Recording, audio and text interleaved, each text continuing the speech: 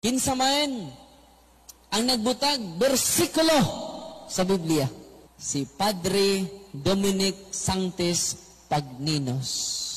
Tulungan ko po, paano po nagkaroon ng verse yung Bible? Ng verse? Opo.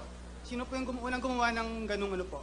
Unang-unang naglagay, chapters muna, si Cardinal Hugo de Sancto Caro. Nilagyan niya, dinivide niya sa chapters para mabilis matandaan. Tapos, nung dumandang huli, si Robert Stephens, isa siyang printer sa Paris, nilagyan niya ng verses. Kaya ang naglagay ng verses, si Robert Stephens, ang naglagay naman chapter, si Cardinal Hugo de Sancto Caro. Kaya nagkaganyan ng Biblia. Nakasama nga yun eh. Nakasama. Hinati-hati nila. Minsan, hinati nila, hindi dapat hatiin. Naliligaw ngayon yung nagbabasa. Halimbawa, verse 5.